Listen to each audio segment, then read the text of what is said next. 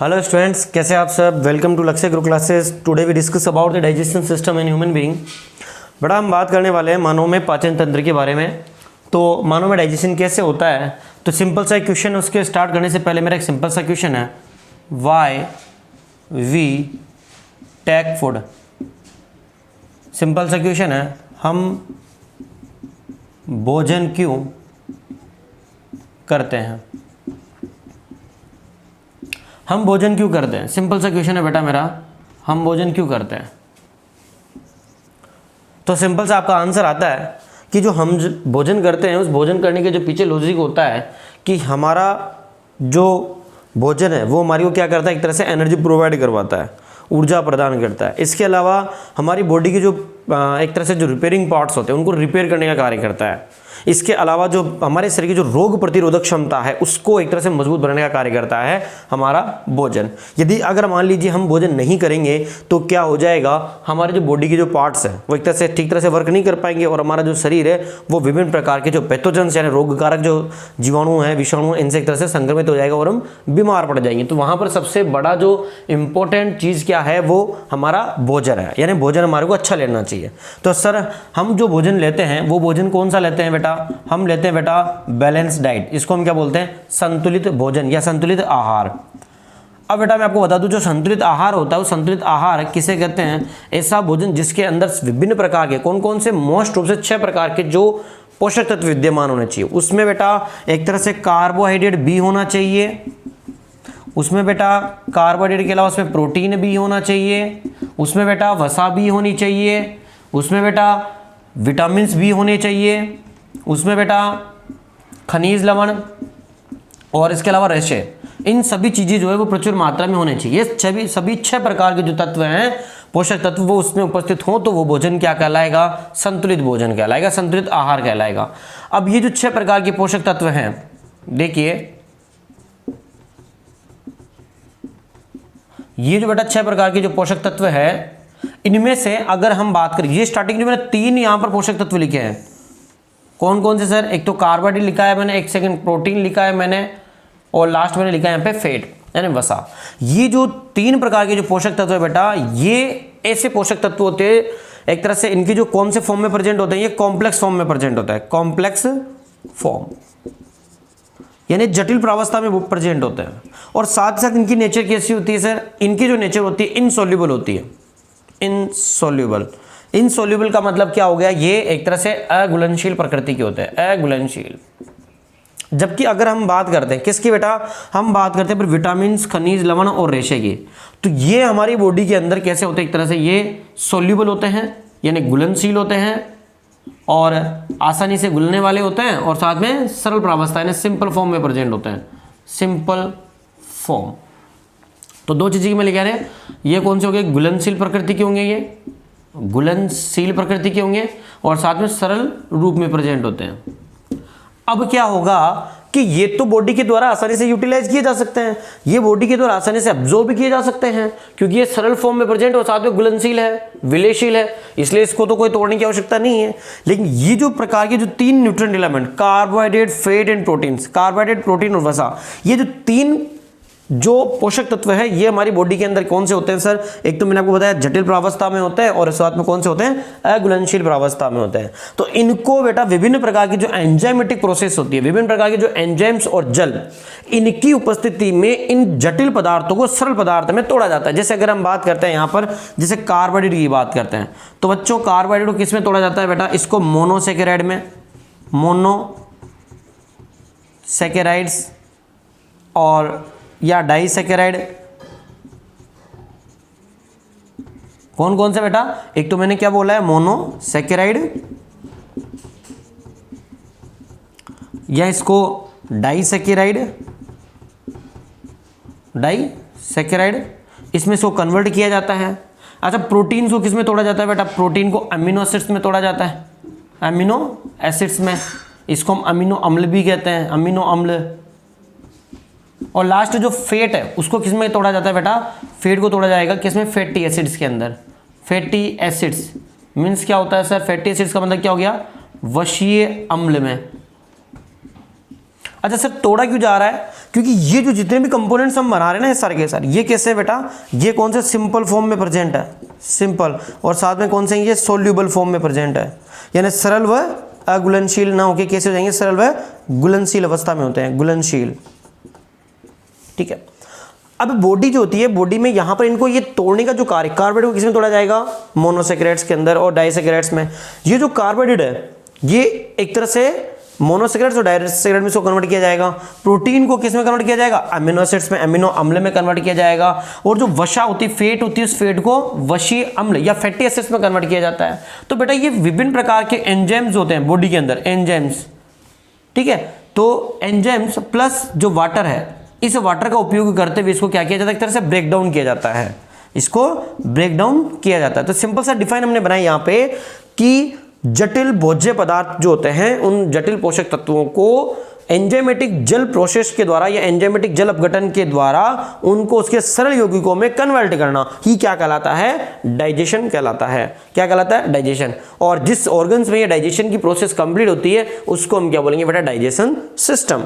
Okay, अब यहां पर देखिए थोड़ा सा मैं आपको कुछ बेसिक चीजें कवर करवा देता हूं मैं। हम यहां पर बात कर रहे थे कार्बोहाइड्रेट की।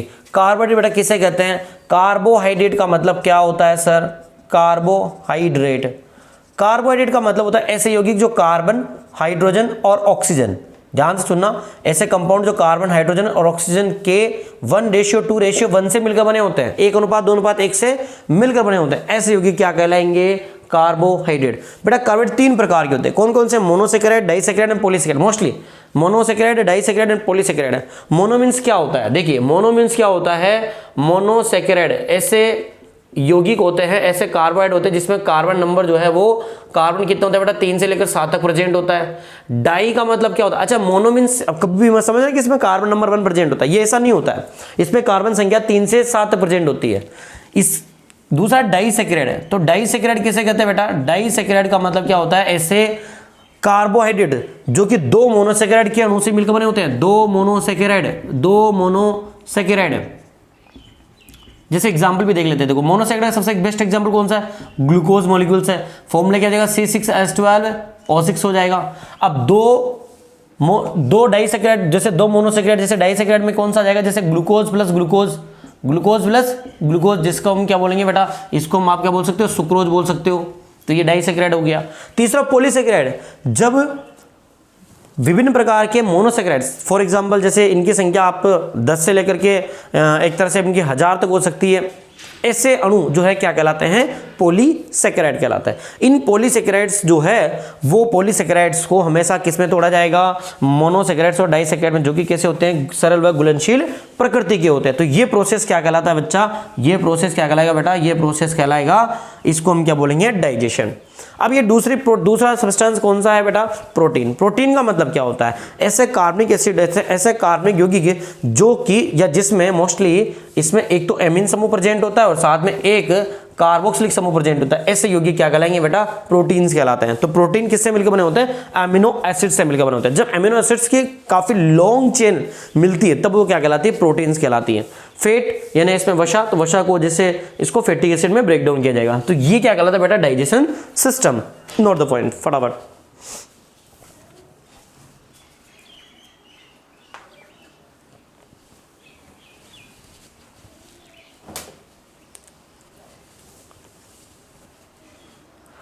Okay, let's now start. We study about digestive system in human being. तो मानव में जो डाइजेशन सिस्टम होता है, पाचन तंत्र होता है, उसके बारे में हम बात करने वाले हैं। तो मानव के अंदर जो पाचन तंत्र होता है बेटा, वो पाचन तंत्र, तो देखिए मानव में जो पाचन तंत्र होता है उसको हम 2 प्रकार में बांट करते हैं, 2 पार्ट्स में डिवाइड करते हैं। फर्स्ट जो होता है उसको हम क्या बोलेंगे, एलिमेंट्री कैनाल, और दूसरा हमको उसको हम क्या बोलेंगे, डाइजेस्टिव ग्लैंड्स। ठीक है, एलिमेंट्री कैनाल का मतलब क्या होता है, आहार नाल, और डाइजेस्टिव ग्लैंड्स का मतलब क्या होती है, पाचक ग्रंथियां। तो बेटा इससे डिवाइडेशन सिंपल सा डिवाइडेशन है। हम क्या क्या पढ़ने वाले हैं इसके अंदर, सबसे पहले हम इसमें पढ़ेंगे माउथ यानी मुख, दूसरा पढ़ेंगे इसमें माउथ कैविटी, या इसी को हम क्या बोलेंगे बक्कल केविटी, इसी को हम ओरल केविटी कहते हैं। इसके अंदर बेटा हम 3 पार्ट्स की स्टडी करने वाले हैं। फर्स्ट इसमें हम पढ़ेंगे पैलेट यानी तालू। सेकंड पढ़ेंगे बेटा इसमें पैलेट के बाद में इसमें पढ़ेंगे हम टंग, टंग का मतलब क्या होता है जीभ। थर्ड पढ़ेंगे हम इसमें टीथ, टीथ का मतलब क्या होता है बेटा दांत। ये 3 चीज़ इसमें पढ़ने वाले हैं। माउथ केविटी, इसके बाद में फेरिंग्स यानी ग्रसनी आ जाएगा इसके अंदर। ग्रसनी के बेटा आफ्टर क्या आ जाएगा ओइसोफेगस, ओइसोफेगस। तो ओइसोफेगस का मतलब क्या होता है ग्रास नली या ग्रास नाल। ग्रास नाल के आफ्टर क्या आ जाएगा इसमें स्टोमक। स्टोमक बेटा 3 प्रकार का होता है, इसको हम आमाशय कहते हैं, आमाशय। तो ये आमाशय 3 प्रकार का होता है। कौन कौन सा? इसको हम बोलते हैं cardiac, fundus and pyloric.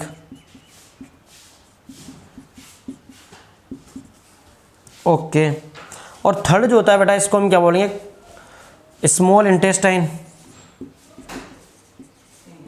Small intestine, small intestine की भी बेटा हम 3 पार्ट्स पढ़ने वाले हैं यहाँ पे। कौन कौन सा बेटा ड्यूडेनम, ड्यूडेनम इसको हम सिंपली क्या बोलते हैं ग्रहणी, ग्रहणी ड्यूडेनम। सेकंड कौन सा है बेटा जेजुनम, या इसको हम हिंदी में क्या कहते हैं अग्र शुद्रांत्र, अग्र शुद्रांत्र क्या हो जाएगा इसके अंदर जेजुनम। और थर्ड जो पोर्शन होता है इसको हम क्या बोलते हैं बेटा शुद्रांत्र, जिसको हम क्या बोलेंगे सिंपल लैंग्वेज के अंदर शुद्रांत्र। 1 सेकेंड, शुद्रांत्र, शुद्रांत्र। और शुद्रांत्र को हम क्या बोलेंगे बेटा इलियम,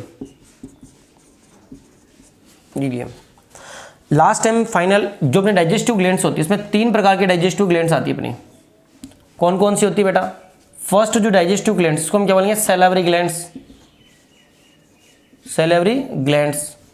इसको हम क्या बोलते हैं बेटा लार ग्रंथि।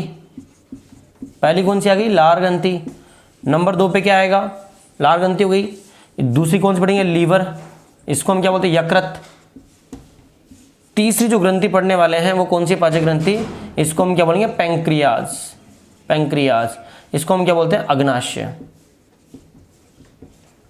अग्नाशय।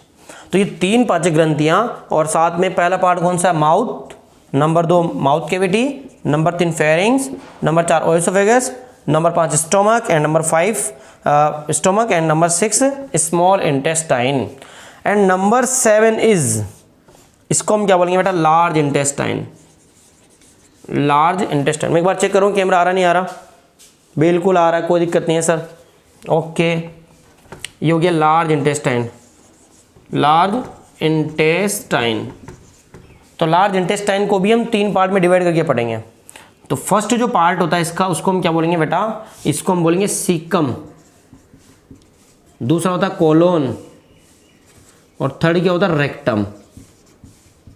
ये थोड़ा मैं छोटे छोटे अक्षरों में लिख दिया मैंने, कोई दिक्कत नहीं है। Caecum colon and rectum.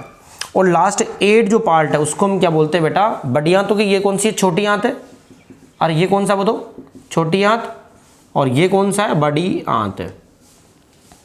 अब देखिए यहाँ पे बड़ी आंत के बाद में लास्ट में कौन सा पार्ट आ जाएगा एनस, इसको हम क्या बोलेंगे बेटा गुदा।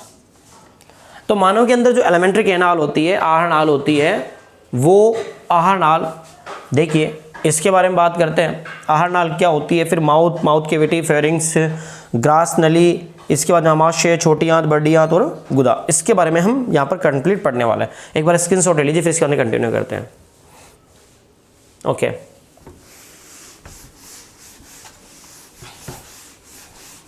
देखिए तो बेटा हम बात करने वाले हैं आगे किसके बारे में, आहार नाल के बारे में, एलिमेंट्री कैनाल, एलिमेंट्री कैनाल। इसको हमने क्या बोला है आहार नाल, आहार नाल। ये इसको हम क्या बोलते हैं भोजन नाल। तो बेटा ये जो आहार नाल या भोजन नाल होती है इसकी जो लेंथ होती है, लेंथ वो कितनी मानी जाती है बेटा 4.5 मीटर। ठीक है 4.5 मीटर। ये जो 4.5 मीटर जो इसकी लंबाई होती है ये इसकी लिविंग फेज में होती है, लिविंग फेज। लिविंग फेज, जीवित अवस्था के अंदर, जीवित अवस्था के अंदर। लेकिन जैसे ही इसकी व्यक्ति की डेथ हो जाती है तो मृत्यु के पश्चात में क्या होता है, ये 7 से लेकर के 10 मीटर्स तक बढ़ जाती है, क्योंकि इंटरनल जो मसल्स होती है वो इंटरनल मसल्स में क्या होता है, रिलैक्शन हो जाता है। इसकी आंतरिक मांसपेशियां जो होती है उसके अंदर आहारनाल की आंतरिक मांसपेशियों में संतुलन होने के कारण इसकी लंबाई बढ़ जाती है। ये डेड फेज के अंदर, डेड फेज मृत अवस्था के अंदर, व्यक्ति के मृत होने पर। तो आहारनाल की बात कर रहे थे, तो आहारनाल क्या होती है, एक तरह से जो बेटा इसका जो एंटीरियर पोर्शन होता है वो उसको हम क्या बोलते हैं, माउथ या ओपनिंग पार्ट, और इसका जो एंडिंग पार्ट होता है उसको हमने क्या बोला, एनस। यानी क्या होती है, ये मुख से लेकर के एनस तक फैली हुई स्ट्रक्चर होती है, मुख से लेकर के गुदा तक फैली हुई संरचना होती है। अच्छा, माउथ कैविटी जो होती है, सॉरी जो माउथ होता है या जो एक तरह से एनस होता है, ये वाला जो रीजन है एलिमेंट्री कैनाल का, इस एलिमेंट्री कैनाल के रीजन के अंदर जो आहारनाल होती है उस आहारनाल के अंदर विभिन्न प्रकार के ऑर्गन्स पाए जाते हैं। मतलब आहारनाल जो है उस आहारनाल के अंदर डाइजेशन नहीं हो रहा, आहारनाल जो है एक तरह से क्या कर रही है बेटा, ये डाइजेशन के लिए सरफेस अवेलेबल करवा रही है, ये डाइजेशन के लिए सतह अवेलेबल करवाती है, स्थान अवेलेबल करवाती है। इसी के अंदर क्या होता है बेटा, इसी में अब्जॉर्प्शन होता है, अवशोषण होता है, और ये जो भोजन के जो पदार्थ भोज्य पदार्थ होते हैं, भोज्य पदार्थों को मुख से लेकर के एक तरह से गुदा तक पहुंचाने का कार्य करती है। तो ये हो गया अपना क्या नाम से, एलिमेंट्री कैनाल। एलिमेंट्री कैनाल के बाद में आगे थोड़ा सा हम आगे चलते हैं और इसके अंदर जो कौन कौन से पार्ट्स हैं, तो parts of the alimentary canal के बारे में स्टडी करते हैं। Parts of the alimentary canal, यानी एलिमेंट्री कैनाल के कौन कौन से पार्ट्स होते हैं। तो फर्स्ट पार्ट्स हमने लिया यहाँ पे नंबर 1, इसको हमने क्या बोला, माउथ। माउथ का मतलब क्या होता है बेटा, मुख। चलो भाई मुख की बात करते हैं। तो मानो में मुख जो था कहाँ पाया जाता है, ये अपना माउथ है, ये वाला कहाँ, ये डोर्सल और ये वेंट्रल सरफेस पे, कहाँ ये ventral surface of the head. तो ये देखो कहाँ पर प्रेजेंट है बेटा, वेंट्रल सरफेस पे प्रेजेंट है। ये इसको हम क्या बोलेंगे, ventral, 1 second, ventral surface of the head. इसको आप क्या बोलोगे बेटा, सिर की अधर सतह पर स्थित होता है। अच्छा, स्ट्रक्चर कैसी किसकी है, स्ट्रक्चर कैसी इसकी, बाउल शेप्ड है, बाउल शेप्ड यानी कटोरी नुमा आकृति का होता है, ये कटोरी नुमा होता है, ये कटोरे नुमा आकृति का होता है ये। इसके अलावा जो मुख होता है अपना, वो मुख मैंने क्या कहा, मुख जो होता है यहाँ पर ये 2 मूवेबल लिप्स होते हैं, इनके द्वारा घिरा हुआ होता है। ऊपर की ओर इसको हम क्या बोलेंगे, अपर लिप्स, और जो नीचे वाला क्या बोलेंगे इसको, लोअर लिप्स। तो ये 2 मूवेबल लिप्स के द्वारा कवर्ड होता है ये लिप्स। तो कौन कौन से होते हैं, एक तो होता है upper lips and second lower lips. तो ये तो कौन सा हो गया, ऊपरी होठ,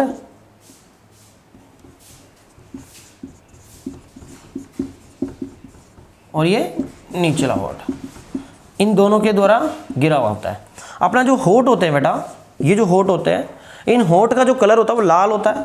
ये पता है सभी को, लाल होता है इनका कलर।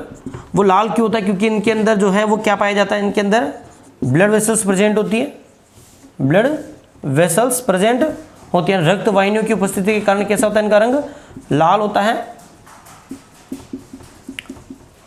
अच्छा, एक चीज़ और बात करते हैं यहाँ पे, अपना जो लिप्स होता है ना, लिप्स जो होते हैं अपने, उस लिप्स के अंदर जैसे आपने देखा होगा जो औरतें होती है मेकअप करती है, तो मेकअप करते समय क्या होती है, जो ये वाला जो पोर्शन होता है उसको थोड़ा डार्क करती है, ब्लैक से डार्क करती है इसको।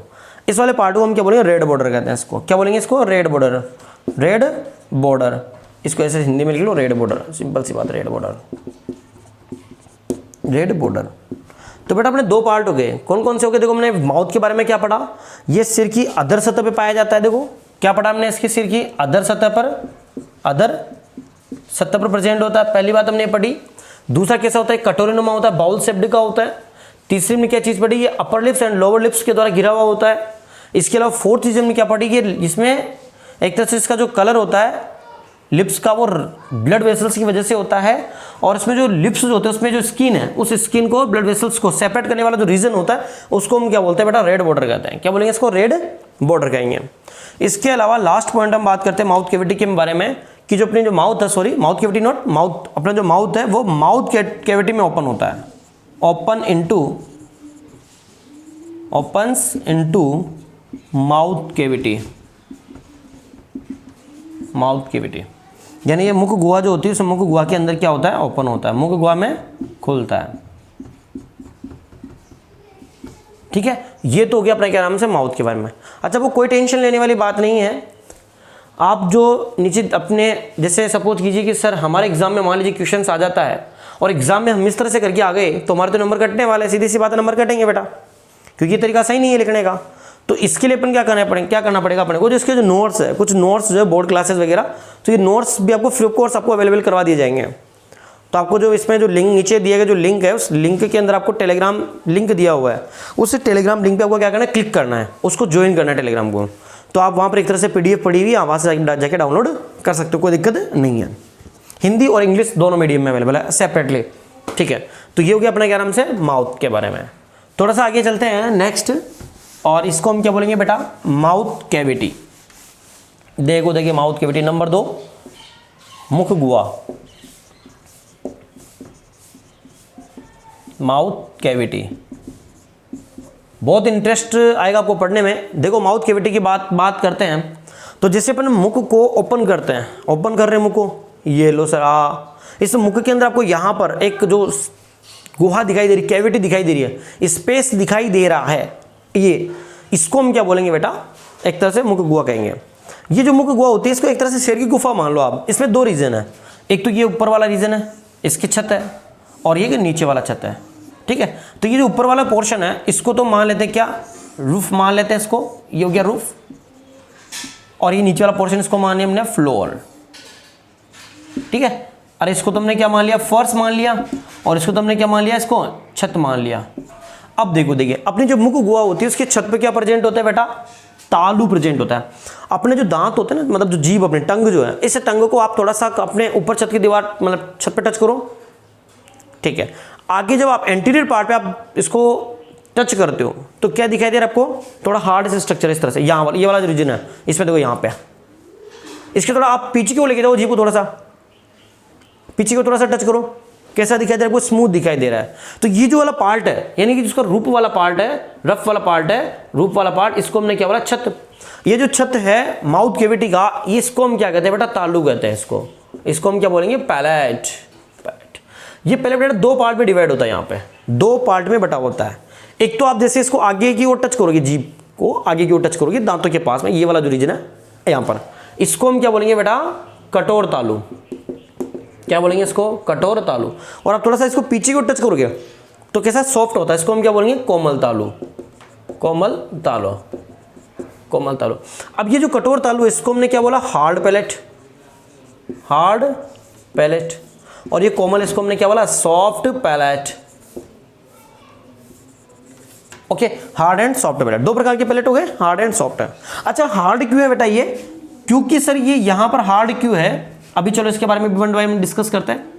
ठीक है, इसके अलावा देखो यहाँ पर ये जो बीच वाला पोर्शन है, देखो ये ऊपर तो क्या आ गया, छत आ गई, नीचे क्या है, फर्स्ट पे क्या है बेटा, जीभ। यहाँ पर क्या आ जाएगा, टंग आ जाएगा। इसको हमने क्या बोला है, इसको हमने जीभ कहा है। इस जीभ के ऊपर, मतलब ऊपर इस साइड में, एक तो यहाँ पर गाल है, दोनों तरफ क्या है, गाल आ रहे हैं, चिक्का। इसके अलावा ये बीच की जो साइड वॉल्स होती है, ये सब साइड वॉल्स है बीच की, ये दोनों साइड, इस साइड और इस साइड। ठीक है, साइड वॉल्स, ये जो साइड वॉल्स है इसमें वो क्या दिखाई दे रहा है, एक तरह से टीथ दिखाई दे रहे हैं। क्या दिखाई दे रहे हैं ऊपर की ओर, टीथ दिखाई दे रहे हैं, दांत दिखाई दे रहे हैं, टीथ, दांत दिखाई दे रहे हैं। चलो अब 1 बाय 1 इनके बारे में डिस्कस कर लेते हैं, डिस्कस करते हैं किसके बारे में, 1 बाय 1। समझ में आ गया मैंने क्या कहा, देखो। अच्छा सर ये जो ये रीजन है, देखो फिर देखो देखें अपना जो माउथ कैविटी, तो माउथ कैविटी का जो ऊपर रफ वाला पार्ट है, रूफ वाला पार्ट है, छत वाला पार्ट, वो तो क्या कहलाएगा, पैलेट कहलाएगा, तालू कहलाएगा। नीचे वाला जो पार्ट है इसको हम क्या बोलेंगे, जीभ कहेंगे। और इसके अलावा जो साइड वॉल्स है, ये वाला जो रीजन है, इसमें क्या प्रेजेंट है यहाँ पर एक तरह से, ये दोनों तो देखो, हाँ और हाँ, इसको हम क्या बोलेंगे बेटा, दांत कहेंगे, टीथ कहेंगे। अब जो ये टीथ है, तालू है और जो फर्श है, इसके बारे में 1 बाय 1 स्टडी करते हैं। तो पहला कौन सा ले लिया हमने, पैलेट। पैलेट, पैलेट मीन्स क्या होता है, तालू। तो तालू जो होता है एक तरह से क्या होता है, ये छत कहलाता है, एक तरह से roof of the buccal cavity. Simple सा डिफाइन मैंने लिखा है, roof of the buccal cavity या ओरल कैविटी, ओरल कैविटी। तो मुख गुहा की जो छत होती है उसको हमने क्या कहा, तालू का है। पहली बात, ये 2 प्रकार से डिवाइड होता है, जैसे कि मैंने आपको बताया। पहला तो कौन सा, कठोर तालू, कठोर तालु, हार्ड पैलेट। हार्ड पैलेट क्यों कहते हैं इसे? क्योंकि बेटा ये हार्ड बोन से मिलकर बना होता है, हार्ड बोन्स। और कौन सी हार्ड बोन्स होती है बेटा इसके अंदर? पैलेंटाइन। कौन सी होती है? पैलेंटाइन। तो पैलेंटाइन जो हार्ड बोन्स होती है उससे क्या नाम से ये एक तरह से बना हुआ होता है, इस पैलेंटाइन से। ये जो पैलेंटाइन बोन्स होती है वो एक्चुअली जो कार्निवोरियस एनिमल्स होते हैं उन कार्निवोरियस एनिमल्स के अंदर ज़्यादा इंपॉर्टेंट होती है। जो मांसाहारी जीव होते हैं, आपने देखा होगा जो जितने भी मांसाहारी जंतु होते हैं, मांसाहारी जो जानवर जो मांस का सेवन करते हैं, जैसे शेर वगैरह जो होते हैं, अब ये क्या करते हैं, जब किसी भी जीव का शिकार करते हैं, जैसे मान लीजिए पकड़ लिया, ये पकड़ लिया, कैप्चर कर लिया, इसको होल्ड कर लिया, ऐसा थोड़ी होता है कोई जीव गया शेर के मुंह के अंदर, ये लो बेटा मैंने पकड़ लिया, वापस छुड़ा के बाहर आ गया, नहीं। तो इसके अंदर इससे जो होल्डिंग कैपेसिटी होती है, जिसको एक तरह से ग्रिप बनाने की जो कैपेसिटी, ग्रिप बनाने का कार्य करता है ये कौन? Palate, hard palate. इसके अलावा जो दूसरा वाला पार्ट है जिसको हमने क्या बोला है? कोमल तालु, या इसको हम क्या बोलते हैं? Soft palate. ये कौन सा बेटा? कोमल तालु, कोमल तालु, कोमल तालु। इसको हमने क्या बोला है? Soft palate. क्या बोला है इसको हमने? Soft palate. ये एक तरह से सॉफ्ट कनेक्टिव टिश्यू से बना होता है, soft connective tissue, soft connective tissue. तो ये सॉफ्ट कनेक्टिव टिश्यू से मिलकर बना हुआ होता है, यानी कोमल संयोजी उत्तकों का बना होता है। ये किसका बना होता है? कोमल संयोजी उत्तकों का बना हुआ होता है। तो ये कोमल संयोजी उत्तकों का बना होता है। तो इसका तो काम क्या एक तरह से बेटा, ये क्या करता है? होल्डिंग करता है, फूड को होल्ड कर रहा है। फूड को क्या कर रहा है? ये होल्डिंग करना है, होल्ड का कार्य कर रहा है। और ये क्या कर रहा है एक तरह से फूड को, यहाँ पर क्या होती है इसके अंदर? म्यूकस ग्लैंड्स होती है इसके इस वाले पार्ट में। क्या प्रेजेंट होती है इस वाले पार्ट में? म्यूकस ग्लैंड्स होती है, म्यूकस। म्यूकस, म्यूकस का मतलब क्या होता है सर? इसमें इसको बोलेंगे बेटा श्लेष्म ग्रंथियां। इसमें श्लेष्म ग्रंथियां पाई जाती है जो कि क्या करती है? फूड को मॉइस्चर प्रोवाइड करती है। तो देखो ये जो पैलेट है, ये पैलेट क्या करता है? फूड को एक तरह से ग्रिप बनाने में कार्य करता है, भोजन को पकड़े रहने का कार्य करता है, और साथ में भोजन जो होता है उस भोजन को मॉइस्चर भी प्रोवाइड करवाने का कार्य करता है। तो ये तो था बेटा अपना पैलेट। पैलेट के बाद में सेकंड पार्ट्स की भी हम बात करने वाले हैं, तो एक बार इसको आप नोट डाउन कर लीजिए, फटाफट से स्क्रीनशॉट ले लीजिए। चलो नेक्स्ट सेकंड थिंग क्या है अपने पास में? देखिए सेकंड कौन सा अपने पास में? टीथ के बारे में बात करते हैं सेकंड। या अपन टंग के बारे में बात कर लेते, दांत के बारे में बात कर लेते हैं, दांत। इसको हमने क्या लिया? Teeth, teeth. तो ह्यूमन बॉडी जो होती है, अगर मैं आपसे पूछूं कि अपने मुंह में कितने दांत है बेटा? 32। अबे नालायक, वो गलत है, वो ध्यान रखना। हमारे मुंह में कितने दांत हैं? 28 टीथ अभी प्रेजेंट टाइम में। चलो इसके बारे में बात करते हैं, टीथ के बारे में। तो एक्चुअली बेटा अपनी जो टीथ है, सेकंड पार्ट टीथ, टीथ यानी दांत, अपनी बॉडी का एकमात्र ऐसा पार्ट जो कि कैसा होता है? एक्टोमीजोडर्मल होता है। इसकी उत्पत्ति कैसी होती है? एक्टोमीजोडर्मल, एक्टोमीजोडर्मल। एक्टोमीजोडर्मल का मतलब क्या हुआ? एक्टोमीजोडर्मल का मतलब क्या हुआ? ये इसकी उत्पत्ति जो है एक्टोडर्म से भी होती है, एक्टोडर्म से भी होती है, और साथ में इसकी उत्पत्ति मीजोडर्म से भी होती है। सर एक्टोडर्म का मतलब बाह्य त्वचा, और मीजोडर्म का मतलब क्या हो गया? मध्य त्वचा। इसके अंदर जिसका जितना भी टीथ का जितने पार्ट होता है उसकी उत्पत्ति, सभी की उत्पत्ति मीजोडर्म से होती है। बट जो इसका जो एक्टोडर्म वाला पार्ट है, कौन सा? इनेमल। इस इनेमल जो बॉडी का सबसे हार्डेस्ट पार्ट है, इनेमल। कौन सा बेटा? इनेमल। तो ये जो इनेमल होता है, इस इनेमल की उत्पत्ति कैसी होती है? एक्टोडर्म से होती है। बाकी पूरे टीथ जो उसकी उत्पत्ति किससे मानी जाती है? एक तरह से किससे मानी जाती है बेटा? मीजोडर्म से। अपने जो टीथ है उस टीथ का फॉर्मेशन करने वाली सेल्स, इसको हम क्या बोलते हैं? Odontoblast cells. याद करना इंपॉर्टेंट है, ओडोंटोब्लास्ट सेल्स, ओडोंटोब्लास्ट सेल्स। ये क्या करती है? Odontoblast cells. यह करती है एक तरह से टीथ का फॉर्मेशन करती है, और इसको हम क्या बोलेंगे? Enamel, enamel. ओके, ये इनेमल। अच्छा, इस इनेमल का फॉर्मेशन कौन सी सेल्स करती है बेटा? एमाइलोब्लास्ट सेल्स। ये भी इंपॉर्टेंट आपके बोर्ड एग्जाम के पीछे, एमाइलोब्लास्ट सेल्स, एमाइलोब्लास्ट सेल्स, एमाइलोब्लास्ट कोशिका। ये दो चीजें आपको कम से कम याद करनी है। आगे बात करते हैं कि ह्यूमन टीथ जो होता है, ह्यूमन टीथ की क्या क्या प्रॉपर्टीज होती है, क्या क्या इंपॉर्टेंट फीचर्स होता है। पहला सबसे इंपॉर्टेंट प्रॉपर्टीज है दांतों की क्या क्या विशेषताएं होती है। तो बेटा देखिए दांतों की कौन कौन सी विशेषताएं होती है। नंबर 1, इसको हम क्या बोलेंगे? थिकोडोंट। क्या बोलेंगे इसको? थिकोडोंट। इसको हिंदी में क्या कहते हैं? गर्तदंती। यानी जो अपने जो दांत होते हैं वो दांत एक तरह से जो जबड़े की जो बनी हुई स्थितियाँ होती हैं, वो जबड़े की बनी हुई स्थितियों से उसमें एम्बेड होते हैं, दसे होते हैं। तो मैंने सिंपल से लिख सकता हूँ teeth are embedded in jaw. अपने जो दांत होते हैं एक तरह से जॉ के जो जबड़े होते हैं उसके अंदर दसे हुए होते हैं, ठीक है।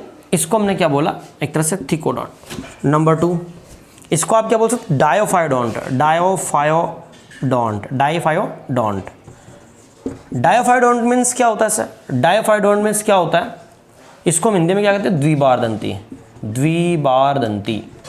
यानी मानव के अंदर जो मानव जीवन के अंदर जो दांत होते हैं वो कितने बार आते हैं बेटा, 2 बार आते हैं। द्वि का मतलब क्या होता है, डायमीन्स क्या होता है, 2 टाइम्स। यानी अपने जो दांत होते हैं 2 बार आते हैं। फर्स्ट बार जो आने वाले जो टीथ होते हैं उसको हम क्या बोलते हैं, मिल्क टीथ कहते हैं। मिल्क टीथ है, TWTH, मिल्क टीथ। और जो सेकंड टाइम जो दांत आएंगे उसको हम क्या बोलेंगे बेटा, परमानेंट टीथ कहते हैं। परमानेंट टीथ है, परमानेंट टीथ। तो मिल्क टीथ किसे कहते हैं, जो फर्स्टली जो छोटे बच्चे होते हैं, नवजात शिशु होते हैं, उनके अंदर प्रेजेंट होते हैं, उसको हमने क्या बोला, मिल्क टीथ। और मिल्क टीथ के जो नंबर्स होते हैं वो कितने होते हैं बेटा, 20 टीथ्स होते हैं। कितने होते हैं, 20। और जो परमानेंट टीथ होते हैं वो कितने होते हैं बेटा, ये होते हैं 32। चलो अब एक से सिंपल सा क्वेश्चन मैं आपसे पूछ लेता हूं कि ह्यूमन बॉडी में जो द्विबारदंती दांत जो होते हैं ना, द्विबारदंती डायोफायोडोंट जो टीथ होते हैं उनके नंबर्स कितने हैं। देखो अधिकतर बच्चे गलत आएंगे इसका आंसर, ध्यान सुनना। द्विबारदंती दांतों की संख्या कितनी होती है, कितनी होती है। सिंपल सा क्वेश्चन लिखा है मैंने, द्विबारदंती दांतों की संख्या कितनी होती है। ऑप्शन नंबर 1 बताता हूँ, चलो ये ले लिया मैंने 32, option number 2 20, option number 3 12, option number 4 ये मिल लिया मैंने 28। 80% स्टूडेंट्स को डायरेक्ट देखते क्या करेंगे, द्विबारदंती मतलब स्थायी दांत मतलब 32। राइट है क्या, राइट नहीं है। नहीं सर, हम आपने बताया था ना ह्यूमन बॉडी में तो 28 टीथ होते हैं, इसका मतलब ये सही है। अरे ये भी गलत है भाई। मैंने क्या कहा, जो डायोफायोडोंट मीन्स क्या हो गया, ह्यूमन बॉडी में जो टीथ होते हैं, मानव शरीर के अंदर मैमल्स में जो टीथ होते हैं वो 2 टाइम्स आते हैं। फर्स्ट जो आने वाले टीथ उसको हमने क्या कहा, मिल्क टीथ, वो कितने नंबर में होते, 20 होते हैं। और जो दोबारा आएंगे ना वो कितने होंगे, एक तरह से दोबारा आएंगे, कौन से कितने आएंगे, एक बार आ गए दोबारा आगे चले गए, आगे दांत गिर जाएंगे वापस दोबारा जाएंगे। तो 20 तो कौन से होंगे, एक तरह से फिक्स भाई, 20 तो कैसे होंगे, एक तरह से दोबारा आने वाले हैं। मिल्क टीथ होते हैं तो वापस गिरेंगे। दूसरी बार जो आने वाले जो दांत होते हैं वो कितने होंगे, परमानेंट टीथ, उसको हमने कितना कहा, 32। तो द्विबारदंती जो दांत होते हैं जो 2 बार आते हैं जीवन के अंदर, कौन से होते हैं बेटा, कितने होंगे, 12। कौन से होंगे बेटा, 12 होंगे। कितने होंगे, 12। ये याद करना। ये तो कितनी बार आएंगे, ये मोनोफायोडेंट होता है। मोनोफायोडेंट मतलब क्या हो गया, एक बार ही आने वाले, ठीक है, मोनोफायोडेंट हो गया, ठीक है। तो ये हम बात